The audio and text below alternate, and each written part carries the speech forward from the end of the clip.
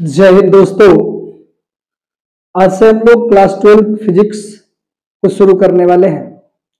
पहले आपको बता दें कि मेरे इस चैनल पर जो भी फिजिक्स, केमिस्ट्री, मैथ और हिंदी जो पढ़ाए जाएंगे उसके लिए मैंने एक पैटर्न डिसाइड किया है। पहले तो चैप्टर का फुल एक्सप्लेनेशन होगा और फिर उसके बाद उसके ऑब्जेक्टिव प्रश्न होंगे और फिर जो है बोर्ड मॉडल है BM question, board model question कराए जाएंगे जो इंपॉर्टेंट क्वेश्चन होगा।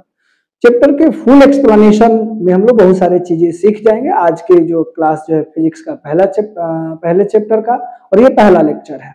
हम लोग इसमें 2-4-5 वीडियो जो है एक्सप्लेनेशन के लिए डालेंगे, पार्ट 1 पार्ट 2 चाहे L1 L2 करके, लेक्चर 1 लेक्चर 2 लेक्चर 3 करके, ठीक है। तो पहले जो भी चैप्टर होगा उस चैप्टर का फुल एक्सप्लेनेशन 2-4 वीडियो में आएगा। फिर उसके बाद ऑब्जेक्टिव एक ही वीडियो में हो जाएगा और फिर जो है बोर्ड मॉडल क्वेश्चन जो होंगे एक ही वीडियो में आ जाएगा। तो पहले जरूरी है कि हम लोग कंसेप्ट डेवलप कर लें, जैसे ऑब्जेक्टिव और जो बोर्ड मॉडल क्वेश्चन है उसको याद करने में बहुत आसानी हो जाएगी। तो पहले फुल एक्सप्लेनेशन पर ज्यादा विशेष ध्यान दिया जाए। तो जो ये हमारा पैटर्न है, ये किसी भी चैप्टर का हो, साइंस का, मैथ का हो या फिजिक्स का हो या केमिस्ट्री का हो या हिंदी का हो, पहले चैप्टर का फुल एक्सप्लेनेशन होगा, फिर उसके बाद ऑब्जेक्टिव उस चैप्टर से कराएंगे और फिर जो बोर्ड मॉडल क्वेश्चन होंगे उसको कराएंगे। तो आज का जो हमारा लेक्चर है वो फिजिक्स का ये पहला जो चैप्टर आप जानते ही हैं, विद्युत आवेश तथा क्षेत्र। विद्युत आवेश के बारे में ये मेरा पहला लेक्चर है L1। ये लेक्चर 1 है, ठीक है।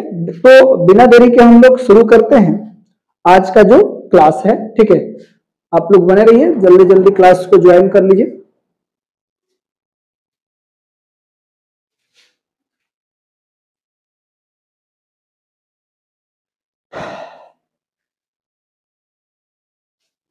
चलिए, तो आज का क्लास हम लोग शुरू करते हैं, क्लास 12 फिजिक्स। इसको शुरू करने से पहले हम लोग कुछ मोटा मोटी सिलेबस के बारे में, मैंने एक वीडियो ऑलरेडी बनाया है, उसमें मैं बहुत अच्छे से, जो यूट्यूब पर उस तरीके का सिलेबस कोई जिक्र नहीं किया है, मैंने उसको बहुत ही बेहतरीन तरीका से बताया है। और उसमें मैं ये भी बताया हूं कि अगर 70 में 70 फिजिक्स में लाना है तो पूरे चैप्टर पढ़ने की जरूरत नहीं है, विथ प्रूफ। अगर वो वीडियो नहीं देखा है तो इस चैनल पर मिल जाएगा आपको फिजिक्स का सिलेबस, वहां से पहले उसको आप देख लीजिए। हम लोग आज जो है क्लास को स्टार्ट करते हैं, फिर भी मोटा मोटी सिलेबस के बारे में जान लेते हैं। हम लोग जानते हैं कि क्लास 12 के फिजिक्स जो है वो 100 मार्क्स का है। 100 मार्क्स को डिस्ट्रीब्यूट किया गया है। इसमें क्या किया गया है, तो लिखित परीक्षा और प्रायोगिक परीक्षा।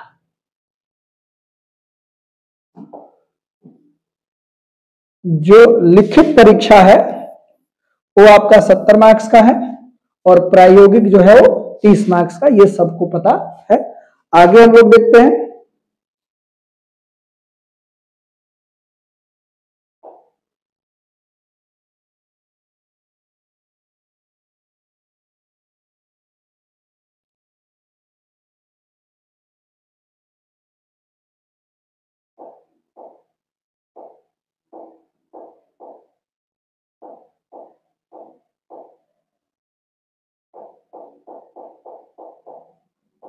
चलिए आगे हम लोग समझते हैं।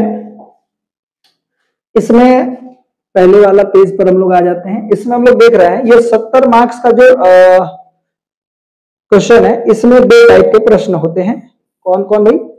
तो ऑब्जेक्टिव, यानी कि ऑब्जेक्टिव जो होता है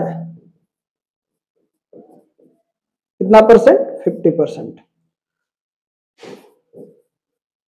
सब्जेक्टिव जो होंगे वो भी कितना परसेंट? तो 50%। यानी कि 70 का 50% कितना हो जाएगा? 35 मार्क्स का ऑब्जेक्टिव होंगे और 35 मार्क्स का जो होगा वो क्या होगा भाई? तो हमारा सब्जेक्टिव होगा। ओके, अब हम लोग यहां पर देख पा रहे हैं कि जो हमारा ये जो आप देख रहे हैं कि ऑब्जेक्टिव 35 नंबर का आपको बनाना है, लेकिन इसके लिए आपसे पूछेगा कितना नंबर? तो 35 बनाना है कितना में से? तो 70 में से। यानी 70 ऑब्जेक्टिव देगा जिसमें से आपको 35 बनाना है। इसमें भी क्या होगा भाई, तो इसमें भी आपको 70 नंबर का सब्जेक्टिव प्रश्न देंगे जिसमें से आपको 35 बनाना है, और इसको दो टाइप से डिवाइड किया गया है। एक जो है शॉर्ट आंसर टाइप, जो कि ये 2 मार्क्स का होता है, और एक जो है long answer type,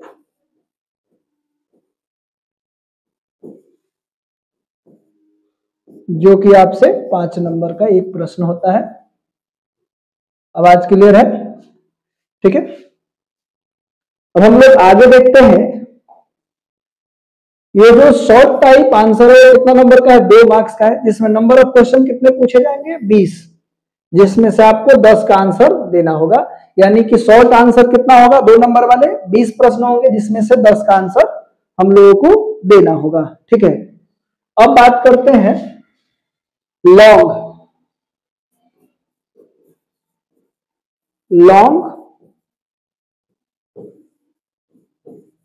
answer type. तो लॉन्ग आंसर टाइप जो क्वेश्चन होंगे,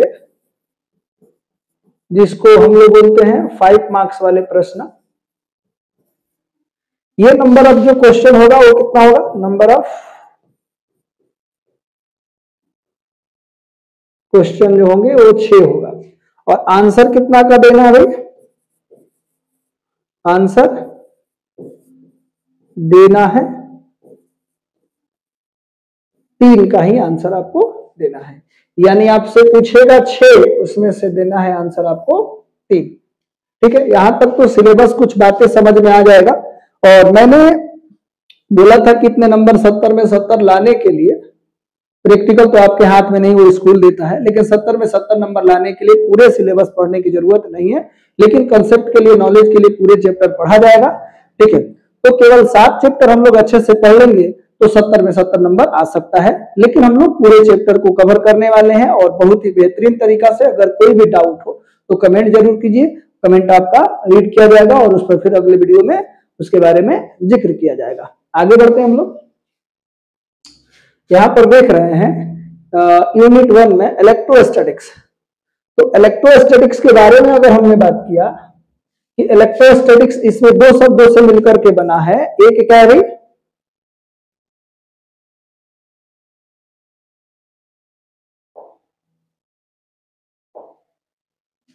ये जो है इलेक्ट्रोस्टैटिक्स जो है, इलेक्ट्रो का मतलब हो जाता है चार्ज मतलब आवेश, और इसमें एक टर्म है एस्थेटिक्स का मतलब होता है एट रेस्ट, और एट रेस्ट का मतलब होता है रुका हुआ।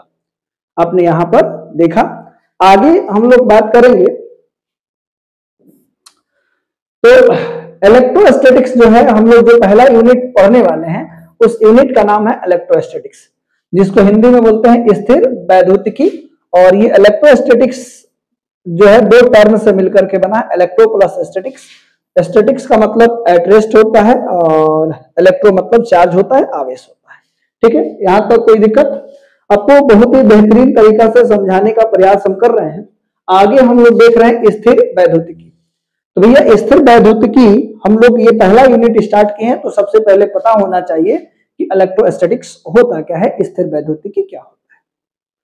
तो भाई सर, ये फिजिक्स की एक शाखा है, डाली है, टहनी है, ब्रांच है, पार्ट है, जिसके अंतर्गत हम लोग रुके हुए आवेश और उसके द्वारा किए गए कारनामों, यानी कि वो क्या क्या कर सकता है, उसके प्रभाव क्या हो सकते हैं, यानी हम लोग ये जो है भौतिक विज्ञान की एक ऐसी शाखा है जिसके अंतर्गत रुके हुए आवेश और उसके द्वारा उत्पन्न प्रभावों, उसके द्वारा किए गए कारनामों का अध्ययन हम लोग करने वाले हैं। लेकिन शर्त यही है कि आवेश रुका हुआ होना चाहिए। हम लोग देख लेते हैं। तो ये क्या है भाई, तो विज्ञान की वैसी शाखा जिसके अंतर्गत स्थिर आवेश तथा उसके द्वारा उत्पन्न प्रभावों का अध्ययन करते हैं, उसे स्थिर वैद्युतिकी कहते हैं। ठीक है, यहां तक कोई दिक्कत? उसके बाद देखिए, इसके अंतर्गत, यानी ये जो आप देख रहे हैं इलेक्ट्रोस्टैटिक्स, इसके अंतर्गत हम लोग 2 चैप्टर पढ़ने वाले हैं।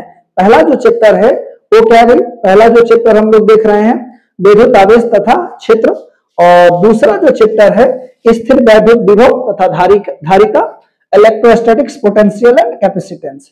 ये जो भी बातें हम कर रहे हैं अकॉर्डिंग टू एनसीईआरटी, किसके अकॉर्डिंग बात कर रहे हैं भाई? तो एनसीईआरटी के अकॉर्डिंग हम बात कर रहे हैं। एनसीईआरटी का मतलब क्या हो जाएगा? National council of educational research and training, राष्ट्रीय शैक्षणिक अनुसंधान और प्रशिक्षण परिषद।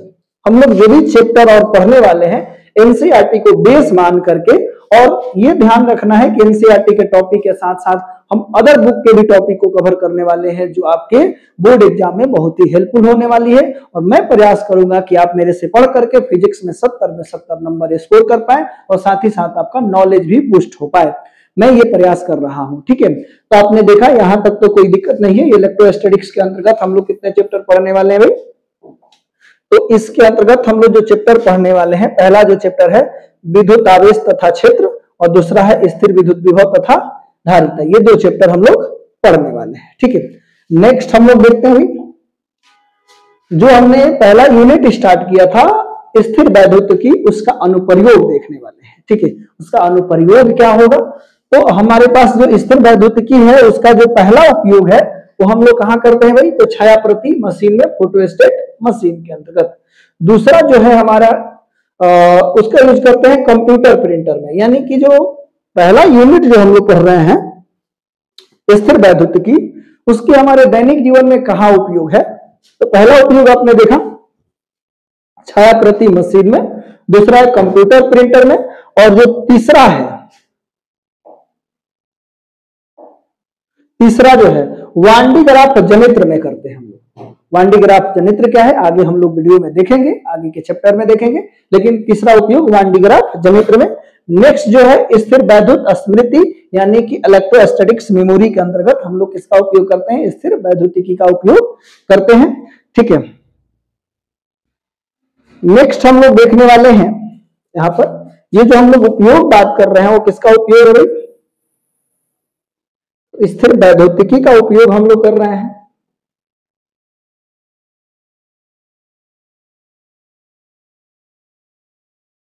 ठीक है। आगे हम लोग समझते हैं पांचवा जो हमारा उपयोग है वो क्या है भाई?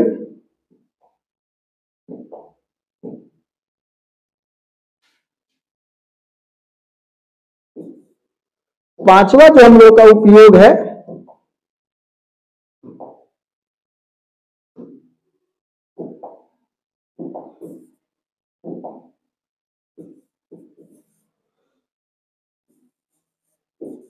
भूकंप लेखी में, जिससे भूकंप की तीव्रता मापी जाती है रिएक्टर स्केल में, जिसको हम लोग बोलते हैं सिस्मोग्राफी। यानी कि इलेक्ट्रोस्टैटिक्स का उपयोग हम लोग सिस्मोग्राफी के अंतर्गत भी करते हैं। आगे हम लोग देखते हैं भाई,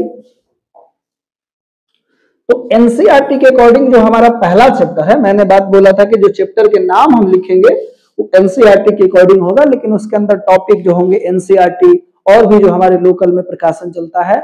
और मैं नाम नहीं ले रहा हूं, किसी बुक के जो है प्रचार नहीं हो, इसलिए मैंने नाम नहीं लिया, लेकिन जो बेस्ट बुक है उन सभी के टॉपिक कवर किए जाएंगे जो हमारे लोकल एरिया में, और मैंने बढ़िया बुक जो है एनसीईआरटी के साथ में उसको भी कवर किया जाएगा, ठीक है। कभी कभी जो है बुक वाले का नाम लेकर के, चाहे उसके प्रश्न को बोल करके बताने पर भी स्ट्राइक को लोग दे रहे हैं, जिससे चैनल जो है डिमोनेटाइज हो रहा है या डिलीट हो जा रहा है। इसलिए मैंने अदर बुक का नाम नहीं लिया, और वैसे कोई बात नहीं है। तो हम लोग बात करने वाले हैं जो पहला चैप्टर है हमारा वैद्युत आवेश तथा क्षेत्र, इलेक्ट्रिक चार्ज एंड फील्ड। उसमें हम लोग वैद्युत, मतलब वैद्युत को हम लोग विद्युत भी बोल सकते हैं, जिसको इलेक्ट्रिक बोलते हैं, ठीक है। आगे हम लोग देखते हैं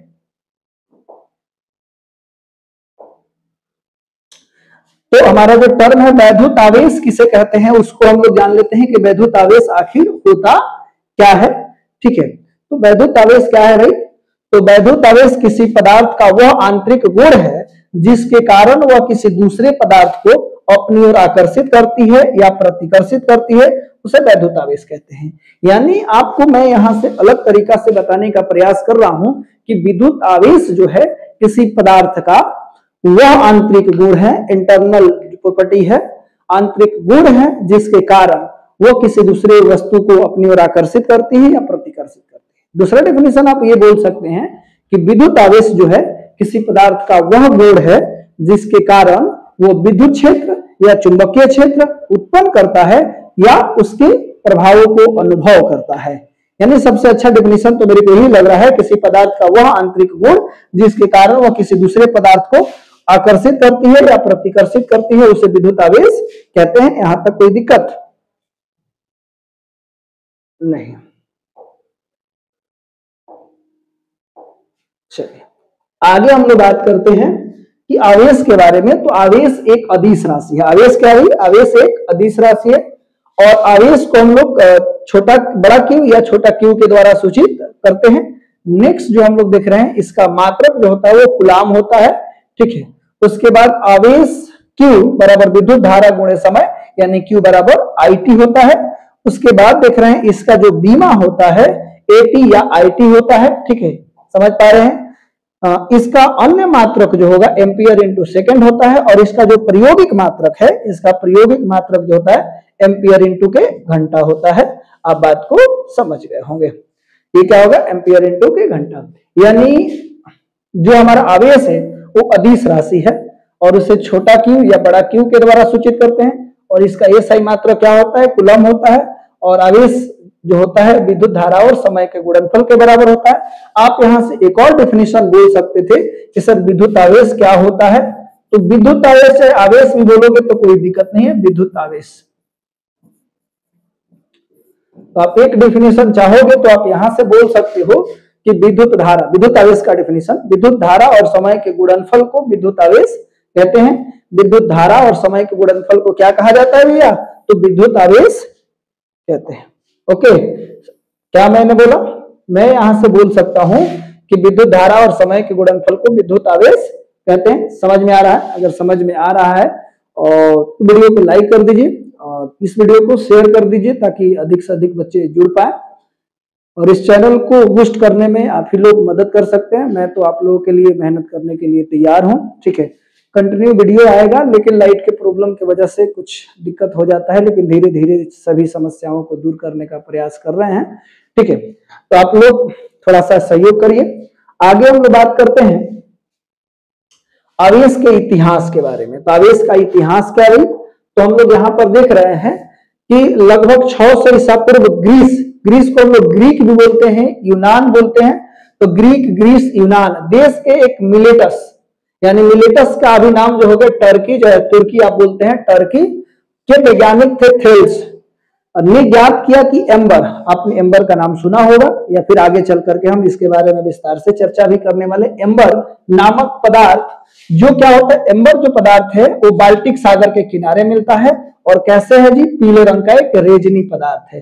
तो कितने पहले बात हो रही है? तो 600 ईसा पूर्व की बात हो रही है। आगे हम लोग देखते हैं कि एम्बर को यूनानी भाषा में इलेक्ट्रॉन कहा जाता है। तो एम्बर को यूनानी भाषा में क्या कहते हैं भाई? इलेक्ट्रॉन कहते हैं। ईसा के बाद 16वीं शताब्दी में इंग्लैंड के चिकित्सक थे। कौन थे भाई चिकित्सक? इंग्लैंड के चिकित्सक विलियम गिलबर्ट। तो विलियम गिलबर्ट जो है कौन थे भाई? क्वीन एलिजाबेथ फर्स्ट के पर्सनल डॉक्टर थे। ये इंग्लैंड के थे और क्वीन एलिजाबेथ प्रथम के ये पर्सनल डॉक्टर थे।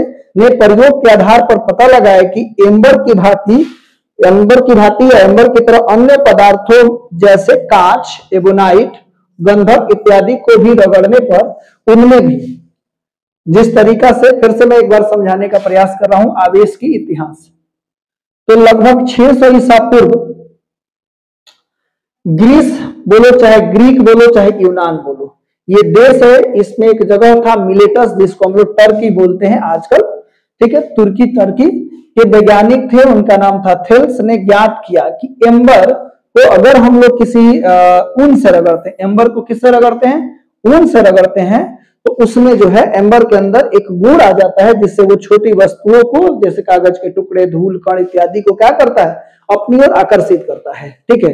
ये किसने देखा भाई? तो थेल्स ने। किसने देखा? तो थेल्स, ठीक है। एम्बर को यूनानी भाषा में हम लोग इलेक्ट्रॉन कहते हैं। एम्बर को यूनानी भाषा में हम लोग क्या कहते हैं? एम्बर को यूनानी भाषा में हम लोग इलेक्ट्रॉन कहते हैं। यहां तक किसी को कोई दिक्कत नहीं है। ईसा के बाद 16वीं शताब्दी में इंग्लैंड के एक वैज्ञानिक थे जिनका नाम था डॉक्टर विलियम गिलबर्ट। और ये आम आदमी नहीं थे, ये क्वीन एलिजाबेथ, जो क्वीन एलिजाबेथ थी उनके ये पर्सनल डॉक्टर थे। क्वीन एलिजाबेथ प्रथम के ये पर्सनल डॉक्टर थे। ने प्रयोग के आधार पर पता लगाया कि जिस तरीका से थेल्स ने बताया था कि एम्बर को ऊन से रगड़ने पर उसमें हल्की वस्तुओं को आकर्षित करने के गुण आ जाते हैं, तो उन्होंने बताया ऐसा नहीं है कि केवल एम्बर ही एक ऐसा पदार्थ है, इस तरह के बहुत सारे पदार्थों के पेयर बताए।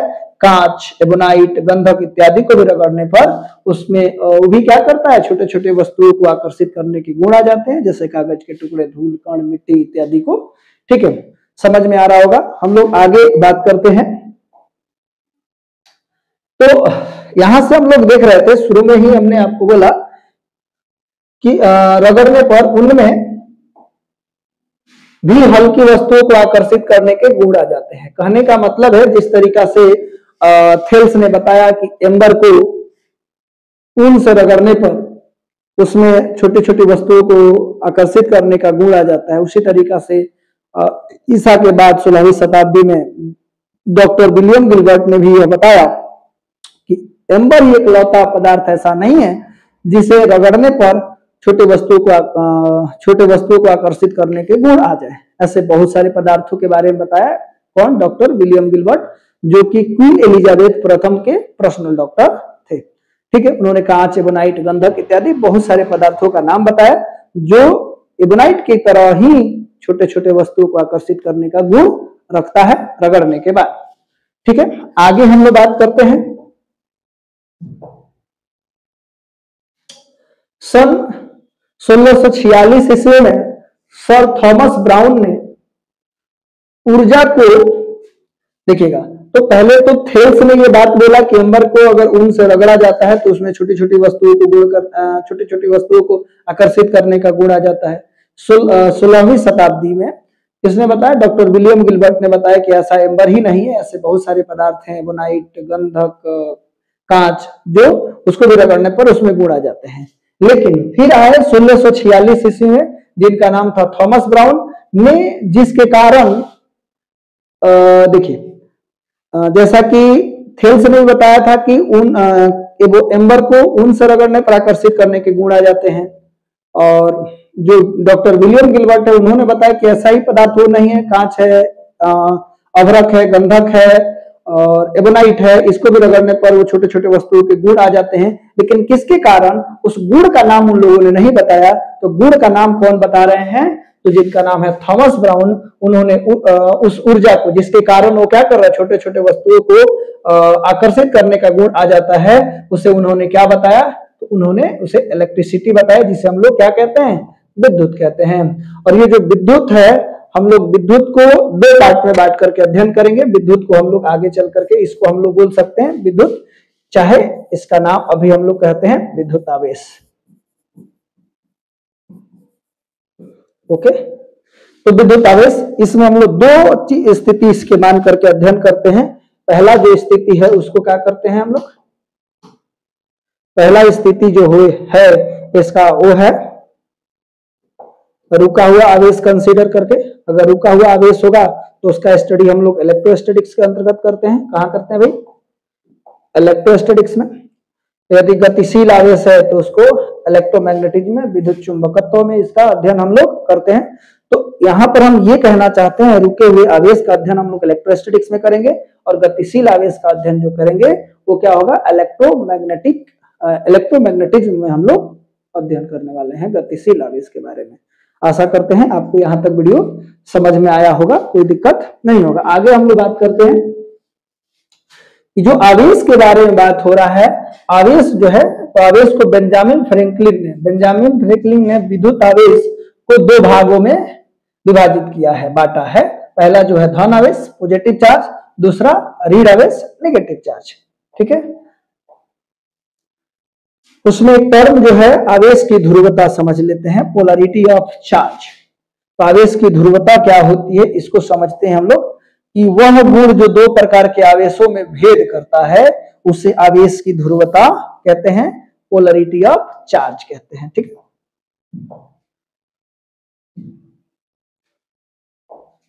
चलिए आगे हम लोग बढ़ते हैं। घर्षण विद्युत, एक टर्म क्या है, घर्षण विद्युत। तो घर्षण विद्युत किसे कहते हैं, तो घर्षण के कारण उत्पन्न आवेश को घर्षण विद्युत कहते हैं। ठीक है, अब हम लोग एक टर्म है आवेश की अवधारणा, आवेश की अवधारणा समझने वाले हैं कि आवेश का कंसेप्ट कैसे आया। एटॉमिक स्ट्रक्चर में केमिस्ट्री में आप लोगों ने पढ़ा होगा, एटॉमिक स्ट्रक्चर के अंतर्गत कि किसी परमाणु के अंदर जो इलेक्ट्रॉन होते हैं वो क्या करते हैं, उसके कक्षा में क्या करते हैं, गति करते रहते हैं।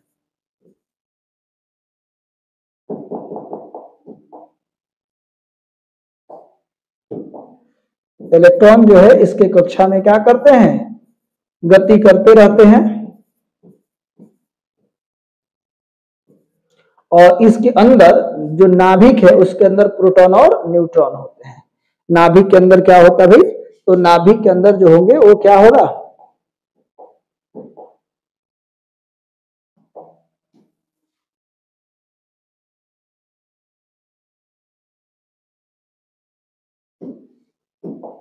तो नाभिक के अंदर प्रोटॉन और न्यूट्रॉन होंगे और इलेक्ट्रॉन इसके चारों तरफ चक्कर लगा रहे होंगे। तो सबसे पहले आवेश की कल्पना किया गया था तो वो घर्षण के कारण ही किया गया था, जैसा कि आपने देखा थेल्स ने इसके बारे में शुरुआत में बताया था 600 ईसा पूर्व में। उन्होंने जब आवेश के बारे में बात बताया तो उन्होंने बताया कि एम्बर को ऊन से रगड़ने पर, हम लोग किसी चीज को ऊन से रगड़ते हैं तो उसके अंदर भी छोटी वस्तुओं को आकर्षित करने के गुण आ जाते हैं। जैसे कि अभी हम, अगर आप लोगों ने इस तरह का एक्सपेरिमेंट भी किया होगा कि बाल से अपने पेन को या प्लास्टिक की चीजों को रगड़ करके छोटे छोटे कागज के टुकड़े के पास ले करके आते हैं तो उसके वो भी क्या करता है, उसको पोलराइज कर देता है, उसको आकर्षित करता है। तो घर्षण के कारण ही सबसे पहले आवेश की कल्पना की गई थी, आवेश आया था।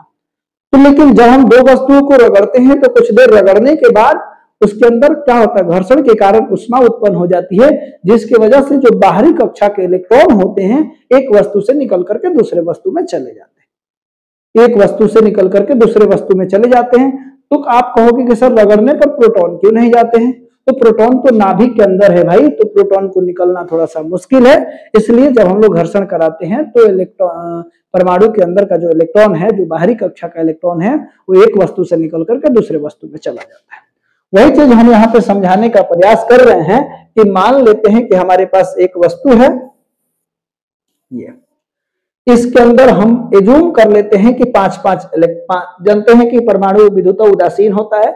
अगर इसके अंदर 5 इलेक्ट्रॉन हैं तो 5 प्रोटॉन भी होगा, तो प्रोटॉन तो नाभिक के अंदर होगा। एक दूसरी वस्तु की कल्पना करते हैं और उसके अंदर भी हम मान लेते हैं कि 6 इलेक्ट्रॉन है और 6 इलेक्ट्रॉन है तो 6 प्रोटॉन भी होगा। बात समझ रहे हैं। अब देखिए इन दोनों को आपस में अगर रगड़ेंगे तो हो सकता है कि इधर से इलेक्ट्रॉन निकल करके इसके अंदर चला जाए। तो ये जो इलेक्ट्रॉन आप देख रहे हैं वो निकल करके अगर इसके अंदर आ जाए तो इसके अंदर जो इलेक्ट्रॉन जो होगा वो क्या होगा भाई, ये जो इलेक्ट्रॉन आप देख रहे हैं वो क्या हो जाएगा, ये इलेक्ट्रॉन जो है वो निकल करके इसके अंदर आ जाएगा यहां पर। तो जैसे ये इलेक्ट्रॉन निकल करके आए, सर प्रोटॉन क्यों नहीं आएगा, तो मैंने अभी बताया कि प्रोटॉन नाभिक के अंदर होता है। तो इसके अंदर अब देख लीजिए जो इलेक्ट्रॉन है, इलेक्ट्रॉन की संख्या हो गई है 1 2 3 4 5 6 गो, और जो प्रोटॉन है उसकी संख्या है अभी 5। तो इलेक्ट्रॉन की अधिकता हुई है कि नहीं हुई है, तो इस पर कैसा आवेश आ जाएगा, तो निगेटिव। इसमें देख लीजिए एक इलेक्ट्रॉन चूंकि इधर आ गया है तो इसके अंदर इलेक्ट्रॉन जो है वो 5 है और प्रोटॉन कितना है भाई, 6 है। तो इसके अंदर किसकी अधिकता हो गई है, तो अधिकता हो गई है प्रोटॉन की, इसलिए इस पर प्लस आवेश होगा। आप यहां पर ये बोल सकते हैं कि इलेक्ट्रॉन की कमी हो गई है। तो जब दो वस्तुओं को आपस में रगड़ते हैं तो जिस वस्तु पर इलेक्ट्रॉन की अधिकता होती है वो धनावेशित होता है, और जिस वस्तु पर इलेक्ट्रॉन की कमी होती है वो निगेटिव चार्ज होता है, ऋणावेशित होता है। अब रही बात, एक बात समझ आइए आप मेरे को कि जब हम लोग वस्तु को रगड़ते हैं तो ये केस होगा कि एक वस्तु से इलेक्ट्रॉन निकल करके दूसरे वस्तु में चले जाएंगे। जिस वस्तु में इलेक्ट्रॉनों की संख्या बढ़ जाएगी वो ऋणावेशित हो जाएगा, जिसमें घट जाएगी वो धनावेशित हो जाएगा। क्योंकि इलेक्ट्रॉन का कुछ द्रव्यमान होता है तो इस आवेशन के प्रोसेस में वस्तु का द्रव्यमान बढ़ सकता है या घट सकता है। लेकिन कब भाई, तो वस्तु को आवेशित करने पर द्रव्यमान बढ़ता है या घटता है, बढ़ सकता है या घट सकता है। लेकिन अगर कह दे कि किसी वस्तु को धनावेशित करने पर उसका द्रव्यमान क्या होगा, तो धनावेशित करने पर क्या होगा, ऋणावेशित करने पर क्या होगा, तो मैं इसके बारे में अभी आपको बता दे रहा हूं। आपने देखा तो 3 पॉइंट हम लोग यहां पर चर्चा करने वाले हैं। वस्तु को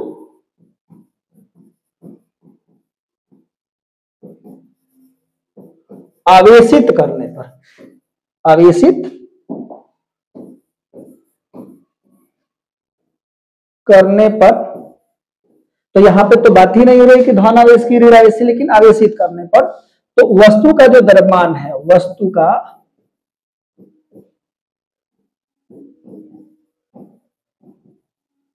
वस्तु का जो द्रव्यमान है वो क्या हो जाएगा भाई, वस्तु का जो द्रव्यमान है बढ़ या घट सकता है। ऐसा हमने बढ़ या घट सकता है क्यों बोला है, क्योंकि इसमें हम लोग को डिफाइन नहीं हो पा रहा है कि वस्तु धनावेशित हो रहा है कि ऋणावेशित हो रहा है। लेकिन ये बात अगर क्लियर कर दे, ये बात अगर क्लियर कर दे, कौन सा बात भाई,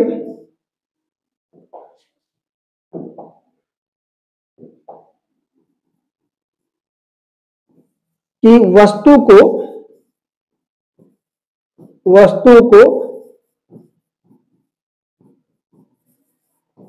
धनावेशित करने पर, तो वस्तु को धनावेशित किया जा रहा है, तो धनावेशित कब होगा। अभी मैंने आपको बताया कि दो वस्तुओं को रगड़ने पर जिस वस्तु में इलेक्ट्रॉन की कमी हो जाती है माने इलेक्ट्रॉन निकल करके दूसरे में चले जाएंगे तो वो धनावेशित होगा। तो इलेक्ट्रॉन निकलेगा तो द्रव्यमान घट जाता है।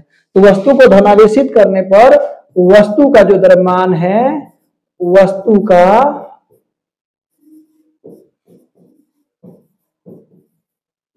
द्रव्यमान क्या हो जाता है, तो घट जाता है। राइट, ये बोर्ड एग्जाम में कई बार इस तरह के प्रश्न पूछे गए हैं। दूसरा जो हम लोग यहां पर बात करने वाले हैं,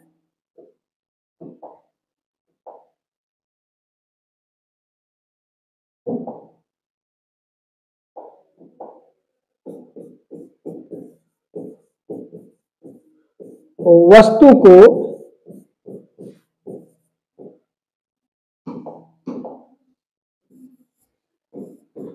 ऋण आवेशित करने पर